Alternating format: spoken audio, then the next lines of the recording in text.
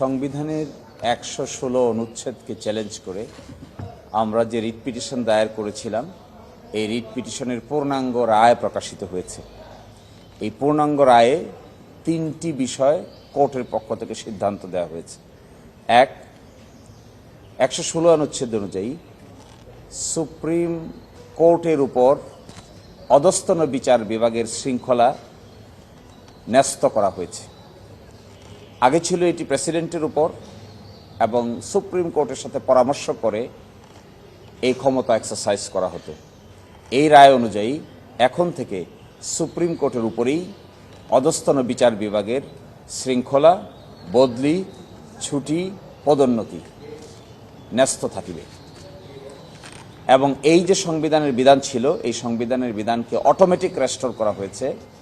এই জন্য ফার্দার কোনো আইন পাশ করারও প্রয়োজন হবে না। দ্বিতীয়ত হলো শৃঙ্খলা বিধি, যেটি ছিল ২০১৭ সালে, যে কনটেক্সটে একজন বিচারপতিকে দেশ থেকে তাড়িয়ে দিয়ে আরেকটি কনটেক্সটে শৃঙ্খলা বিধিকে গ্রহণ করা হয়েছিল। এই শৃঙ্খলা বিধি ২০১৭ অধস্তন বিচারকদের শৃঙ্খলা বিধিকে অসাংবিধানিক ঘোষণা করা হয়েছে। আর তৃতীয়ত ৯০ দিনের ভিতরে বিচার বিভাগীয় পৃথক স্বাধীন সচিবালয় প্রতিষ্ঠার নির্দেশ দেওয়া হয়েছে। আপনারা দেখবেন এই রায়টি ঘোষণা করা হয়েছিল সেপ্টেম্বরের ২ তারিখ ২০২৫। সচিবালয়ে অধ্যাদেশ পাশ হয়েছে ৩০ নভেম্বর ২০২৫ এবং উদ্বোধন করা হয়েছে ১১ ডিসেম্বর ২০২৫। এই সচিবালয় অধ্যাদেশও আজকে পার্লামেন্টে রহিত করা হয়েছে। আমি মনে করি বাংলাদেশের বিচার বিভাগের ইতিহাসে today is the black day. Independence of judiciary has been destroyed. একটা রায় হয়েছে সুপ্রিম কোর্টের, সচিবালয় প্রতিষ্ঠা করার নির্দেশ দেওয়া হয়েছে। সেই সচিবালয় প্রতিষ্ঠিত হয়েছে, উদ্বোধন হয়েছে, আংশিক কাজ শুরু হয়েছে। আজকে সে আইনটিকেই তারা রহিতকরণ করেছেন। একই সাথে তারা এখন আর্গুমেন্ট করছেন যে হাইকোর্টের এই রায় আপিলের পরে কার্যকর হবে, আপাতত কার্যকর হবে না। আমরা মনে করি এটাও সঠিক ব্যাখ্যা নয়। এই সমস্ত ক্ষেত্রে আমরা অতীতে দেখেছি, যেখানে সুনির্দিষ্ট কাজ হয়ে যায় কোনো আইনের অধীন, সেই সমস্ত জায়গায় স্ট্যাটাস কো থাকে যতক্ষণ না পরবর্তী বিষয়টি নিষ্পত্তি না হয়েছে। কিন্তু এখানে তা না করে ওই আইনটিকেই বাদ করে দেওয়া হয়েছে। আইনের অধীনে সচিবালয় যে প্রতিষ্ঠা হয়েছে তার কি হবে, বিল্ডিংয়ের কি হবে, কাজের কি হবে, জনশক্তির কি হবে, এগুলো বিচার বিভাগের ইতিহাসে একটা ব্ল্যাক সিমটম হিসেবে থেকে যাবে। দিস ইজ কালো অধ্যায়। আমি মনে করি এই ঘটনার জন্য সারা বাংলাদেশের বিচারক এবং আইনজীবীদের কালো বেশ ধারণ করা উচিত, মুখে কালো কাপড় পরা উচিত। এইভাবে কোনো একটা অঙ্গের স্বাধীনতাকে কেড়ে নেওয়া যায় প্রতিষ্ঠিত হওয়ার পরেও। এটি হলো একটি বিরল নজির।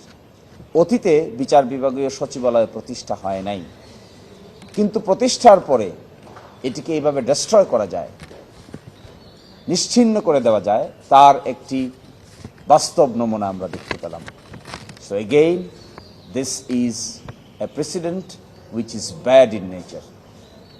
Nobody should appreciate this type of act by the government. যেখানে হাইকোর্টের একটি রায় এখনো পর্যন্ত বলবৎ আছে, সুপ্রিম কোর্ট কর্তৃক কোনো কিছু স্টে নাই, চেম্বার জজে দেওয়া হয় নাই, সিএমপি ফাইল করা হয় নাই, এই ডাইরেকশনটাকে অপ্রাসঙ্গিক করে দেওয়া হচ্ছে। This is something in other way around contemptuous as well.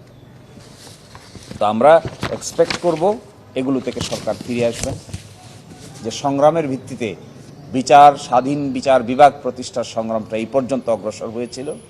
খামখেয়ালি করে কিংবা জেদের বসে এই সমস্ত কাজ করা মোটেও সমীচীন হচ্ছে না। একমত, আজকে যে আইন তারা পাশ করেছেন তার মাধ্যমে পৃথক সচিবালয়ের কাজ বিলুপ্ত করে দিচ্ছেন। এই যে বিলুপ্তি, একটা প্রতিষ্ঠিত সচিবালয়কে বিলুপ্তি করার মাধ্যমে যে ধরনের অ্যাক্টিভিটি সহ করা হচ্ছে, এটি আবার বিচার বিভাগের স্বাধীনতাকে ইংরেজিতে বলে হুইটেল ডাউন, অর্থাৎ ভেঙে খান খান করে দেওয়া হচ্ছে। একটা গাড়ির গ্লাস অ্যাক্সিডেন্টের পরে দেখবেন গ্লাসটা এমনভাবে টুকরো হয় ওই গ্লাসটাকে আর লাগানো যায় না। এখন যে কাজটি সরকার করছে এটা একদিকে কন্টেম্পচুয়াস, আরেকদিকে দুঃসাহস, আরেকদিকে প্রতিষ্ঠিত principal of the Supreme Court and the Constitution, independence of judiciary, has been destroyed by this act. এবং হাইকোর্টের রায়ের বিরুদ্ধে আমি শুনেছি গতকালকে বিজ্ঞ অ্যাটর্নি জেনারেল বলেছেন তারা আপিল ফাইল করবেন।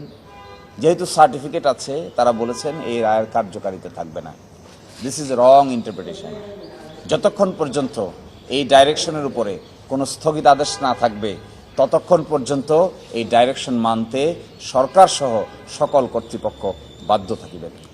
এরপরে সুপ্রিম কোর্টেও যান নাই, সিএমপিও ফাইল করেন নাই, সিপি ফাইল করে কোনো আদেশও নেন নাই, কিন্তু কার্যকর হবে না এই যে ব্যাখ্যা, this is in violation of the constitution. এগুলো কন্টেম্পচুয়াস হয়। Nobody should interpret the constitution on the supreme court judgment in a way যেখানে একটা জাজমেন্টের কার্যকারিতা বিলুপ্ত করে দেওয়া হয়।